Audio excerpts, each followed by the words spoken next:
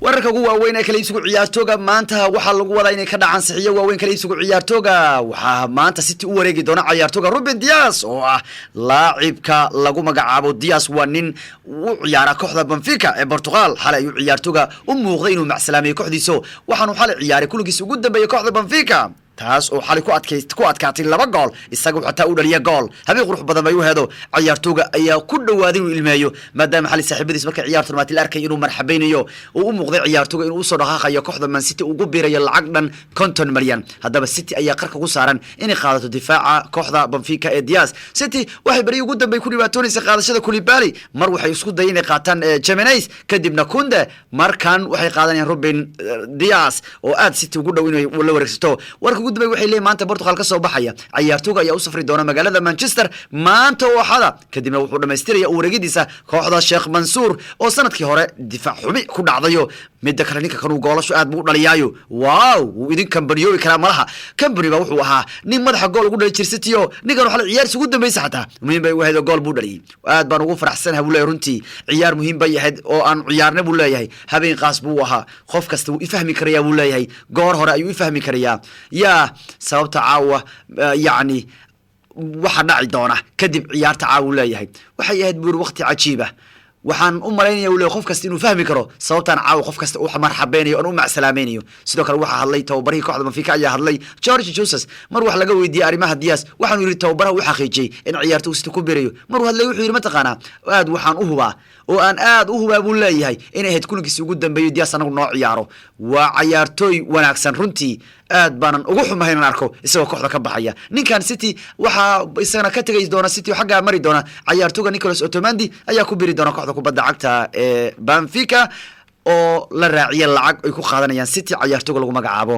ninka kan wayaan ee Dias runtii Ruben Dias maanta ayaa la filayay inuu yimaado magaalada Manchester oo uu ku biri doono kooxda City mid kale wararka ugu miisan ciyaarahan waxa maanta kamid ah maanta sidoo kale Barcelona ayaa waxa ku biri doona ciyaartooga lagu magacaabo Dest oo ah ninka bariyahan sida aadka u doonaysay kooxda kubadda cagta Barcelona maadaama Barcelona ka baxay ninkii Sameeda ahaa hadda waxay warku leeyihiin Barcelona waxa maanta u imaanaya Camp Nou ciyaartooga Sergio Dest ninka reer Mareykan ayaa waxa Catalonia uu soo gaaraya maanta waxaana uu xalay soo macsalaameeyay kooxda Ajax oo 2 gool iyo gool ku badisay kadib markuu isagu benji ka soo kacay hal ciyaar soo galay Dest Barcelona maanta tijaabada caafimaad u mari doona wuxuuna Barca ka doortay uu leeyahay kooxda kubadda cagta ee Bayern Munich ninkan markuu wuxuu noqonayaa saxiix cusub oo kooxda Barcelona waxaanu ku ciyaari doona dambeedka midigo maadaama bariyahan mid ka sameeyay 3 sano lagu wareersana ugu dambeeyo kaasoo amba Alvisoweyn hadii aad si kasta ula hadasho war Alvisow no war Alvisow war Alvisow oo Alvis noqo ma Alvisowayo waa mid iska galabaynaya asoo wada Wolves buu aadayo marka Dest nin Mareykan weeyaan lagu leeyahay oo aanu caadi ahayn kaloo arki doona bariyahan Barca nasiib kuma lan ciyaartooy kasto qaadato malaha maalida kooxda ka weynaanayso kii qadarka dad geeysa xataa waa iska barxayaaba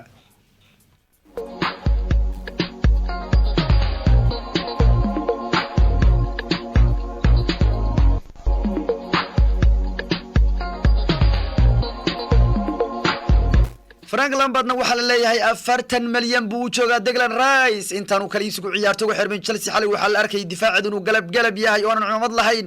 inkaas isagu khadka dhexe difaacna khadka dhexe uu ka ciyaaraa sidoo kale difaaca dhexena uu ka ciyaari karayaa Declan Rice waa nin dhinac kasta loo adeegsan karayo Lampard xalay wuxuu arkay hadiiba kooxdiisa ay ku weerartay West Brom wuxuu dareemay inuu koox Olin buu dareemayo wuxuu leeyahay Abramovich waad ii cimaamaday niyo si toos igu cimaamad buu leeyahay igu soo dar buu leeyahay ninka la yiraahdo Declan Rice intaanu kala iibsigu xirmin baa leeyahay 5 bisha October Chelsea waxay ku kalsoon tahay baa lagu leeyahay la wareegida ciyaartooyga Ingiriiska u dhashay ee Declan Rice waxay ku doonayaan baa lagu leeyahay ciyaartooyga kan lacag dhan 40 milyan baa leeyahay runtii Rice ayaa Chelsea ka baxay isagoo 14 sano jir hore ugu baxay haddana runtii durba 100 ciyaarood ayuu sii maraya oo Premier League u ciyaaraya isagoo 12 sano jir ayuu 100 ciyaarood sii maraya marka runtii Declan Rice waxa uu yahay bartilmaameedka ugu dambeeya kooxda Chelsea maadaama Chelsea ay la wareegtay ciyaartooyga lagu magacaabo Mendy hadda ninka kan bay qaadanayaan baa leeyahay Mendy waa gool haye Declan Rice waa saxiix ugu dambeeya ay Chelsea ku day doonto intaanu kala iibsigu ciyaartooyga xirmin in la wareegaan baa leeyahay marka Declan Rice waxa uu yahay bartilmaameedka ugu dambeeya Lampard ayaa ku qalqalanaya baa leeyahay madaxda in ninkaa lagu soo daro kooxda intaanu kala iibsigu ciyaartooga xirmino midda kalena waxaa la leeyahay taageerayaasha kooxda Chelsea waxay durba codsadeen baa leeyahay kooxda laga raacday ninka lagu magacaabo ninka Frank Lampard ay amray in kooxda laga ciiriyo sababtoo ah qaybtii koowaad xalay wixii ku dhacay kooxdiisa ilaahay amarkii waxay soo xirteen fanaanadii Crystal Palace oo kale soo xirteeno West Brom wuxuu malinaysa markii Crystal Palace la ciyaarayso ilaa ilma islaami kara mugtahay waxay West Brom waxay u malaysay inaysan Chelsea la ciyaarayno Crystal Palace ay la ciyaarayso waana sababtii keentay Chelsea qaybtii koowaad bas 3 gool laga dhaliyo hadaba tababar waxa la yiri war hays casilo taageerayaasha kooxda Chelsea baana cod dheer ku qayliyay xalay waxay leeyihiin ninka kanu waxay leeyihiin waa in qaybta koowaad ba tunnelka lagu soo bedelaaba laakiin Lampard markii dambe wiilashiisu inuu shatay wuxuu yiri haddaad caaw marada igridaan والله ماشي isla joogi doonin buu ku yiri midda kalena marka Lampard in la baxsaxo ay codsanayaan jabahirtu kaliya wixii xalay dhacay midda kalena kollay waxa la ninko jabkiisa waa ninko farxadiiso xalay waxa la arkayay Keba oo analyze gareynayo sharxaya waxa ku dhacaya Caballero ya runtii Chelsea taageerayaashu ayaa la yaabay sida ugu faraxsanaa Keba in uu Caballero goolashu ka dhashaan oo 3 gool laga dhalay waliba goolkood markuu ka dhalinay Caballero markuu gool ka ka dhalinay waxa la arkaysay Jorginho oo kaadku fadhiyay iyo ninka la yiraahdo Keba kaadka fadhiyay waxa arkaysay Keba oo dhaxaya wala fiirsi waxa dhacaya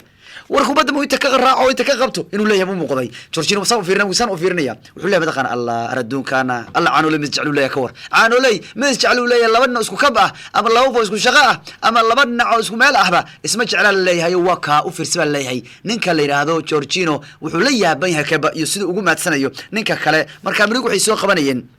markii goolka uu ka dhalinaya kooxda Chelsea oo Caballero la agmarinay waxay Cameroon soo qabanayeen Keba oo sharxaya wuxuu leeyahay warninkan xumad ma laha aniga waayeelkan ii bixinaysaan oo ka fariisanaysaan aniga waayeelkan ciyaarta gelisaan oo banaanka ii saaraysan waxa la arkay inuu cambaareynayay ninka ka wariya Keba ninka kale xamal laga kari leeyahay mar isagoo ciyaarta la soo gelinaya lagu yiraahdo soo baxo oo tiraado ma baxay tiraado oo anaguna ku nirin mastana baxayo haddana ma waxa leedahay odagood ku dhagan tahay marka runtii Jorginho intuu yaabay oo ninkan warkiisa ka dhageysanaya ninka markii la Jorginho dhiganaya u bandhiganaya mugtahay Jorginho kuma daadan wuxuu leeyahay isoo sheeg buu leeyahay Jorginho saan u fiirina marka ninkan ujiisan u fiirina markaas Jorginho wuxuu leeyahay mataqaana Allah arrinkana arcanu labis jecel kulaha ilaa ninko jabkiisa ninko farxadiisa tahayo Caballero oo ka dhalinaysa goolku Keba aad bugu faraxsanaa baa leeyahay kolley Chelsea waxa lagu yiri ama Keba keenta ama Caballero keenta kudka guuro qanjo u guur wayaano mid kasta waa galab marka runtii Keba aad buu faraxsanaa xalay in dhibaato weyn ku dhacdo goolhaya Caballero wuxuu leeyahay mid kaas ba safaysaano hadhow wuxuu ku farxi doonaa goolhayaha Lungaha Mendy haddii gool laga dhalisna wuxuu dhigi doonaa waxaasay gool ku hayaan goolhayaha ugu qaalisan kaadku ayaad xalay dhigteen adduunka goolhayaha ugu qaalisan adduunku ayaad xalay ka dhigteen marka waxa la arkayay Keba oo aad ugu riyaaqsan Jorginho u sharxaya Caballero inuu yahay flop waxaasa goolka la gelinay aniga kaadka lagu hayaa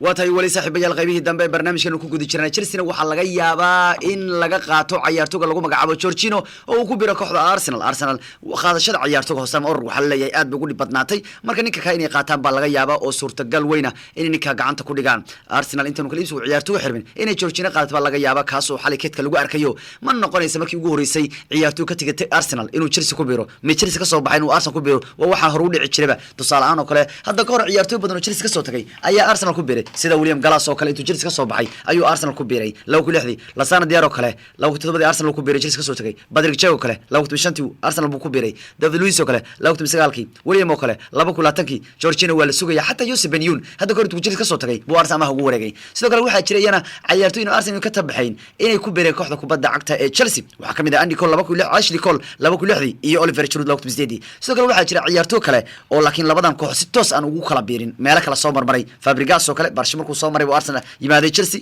Nicolas Anelka iyo Emmanuel Petit waxyaabaha kale ugu miisan inuu ciyaaraha waxa kamid ah tababaraha Liverpool wuxuu leeyahay Jurgen Klopp albaabadan u furaya uu leeyahay Jonas inaan boos ka siiyo kooxda koowaad kadib wacdaradiisii toddobaadkan Carabao Cup-ka midda kale waxay leeyihiin wixii shalay ka dhacay kubadda cagtu waxay cadaalad darweyn bay ku tilmaamayaan taageerayaasha mucaaradka gaar ahaan kooxda West Brom waxay leeyihiin ma aragtaan bay leeyihiin kubadda intuusan dhalin ninka la yiraahdo Abraham waxay gacantu kaga dhacday bay leeyihiin Kai Havertz يا كي هافرس بقى كذا قاعد بيلين ومركز شبهيرت ويسبرم وحيلين عدالة دروين بان اللي قسم أيوه كوباد أنتو سنة أبراهام سدح كده شلي هافرس بقى عنده كذا صور عادي تغيراش معارض كلين وحيلين عدالة درس لما ذو يكون عادي إن عيار لو قدروا 8 دقيقة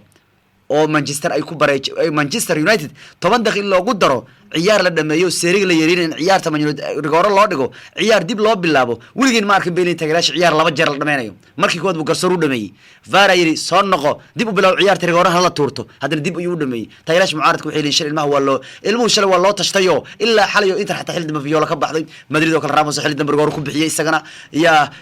وكاي أركي سان تشيلسي يانو حل دم بقى يو كوباد قاعد تكسر على اللي يا إبراهيم دليل مانشستر نو عيار لدم يو بني مكي الله دقيق رجعوا بقى يهتبل له مركا شماهير تقعد عريسين وحي الشركة دعم يلها كام من ذكرنا taageerayaasha kooxda Chelsea waxay ka codsanayaan kooxdooda inay samar dambe soo xiran fanaanada kooxda Crystal Palace waxay leeyihiin kulli cala waxba nakeen fanaanada Crystal Palace maxay West Brom waxay noo maleynaysa waxayna la dhaqmaysay sida Crystal Palace la ciyaarayso runtii waxay leeyihiin fanaanadu waxay naga dhigteen inaan u ciyaarna sida Crystal Palace waariyaha mar dambe soo xiran bay taageerayaasha kooxda Chelsea inuu leeyihiin midda kale waxyaabaha waaweyn ee ciyaaraan waxa kamid ah ninka la yiraahdo Arsenal ninka la yiraahdo ninka la yiraahdo Jurgen Klopp ayaa isna kooxdiisa u sheegay ama Arsenal ka hadlay toadka kan ay la ciyaarayaan Arsenal wuxuu yiri berigi hore waxay ahayd sanadkii la soo dhaafay kooxda 8 koox ugu fiican xataa Premier League kaman ay mid ahayn buu leeyahay laakiin hadda waxay noqotay koox khatar badan buu ku tilmaamayaa midda kale Messi rajo waxa jirta in laga sixi karo heshiis 2 sano waxa fikirkaas qaba Rivaldo inkastoo Messi cariisiin uu leeyahay laakiin ogaada buu leeyahay in uu saaxiib cusub ku yeeshan karo kooxda Barcelona waxa sidoo kale laga yaabaa buu leeyahay maadaama Barcelona doorasho cusub ay ka dhici karto aan ilobin buu leeyahay in Barcelona ninkan 2 sano u sii joogi karo waa iska macquul buu leeyahay inkastoo Messi aad u cariisan yahay midda kale Suarez baa maanta kunkiisa ugu horeeyay u ciyaari doona Atletico Madrid lana filaya inuu gool u dhaliyo halka sidoo kale taageerayaasha kooxda Barcelona iyo majalladaha Catalonia ay ku doodayaan in xalay mar kale VAR uu Madrid garab siiyay ciyaarihii iyo barnaamijkeeni ayaanu maanta asxaabay inta ku soo gogeyn doonaa wixii warar ku soo kordhay barnaamijyada ku maqlay wixii warar ku soo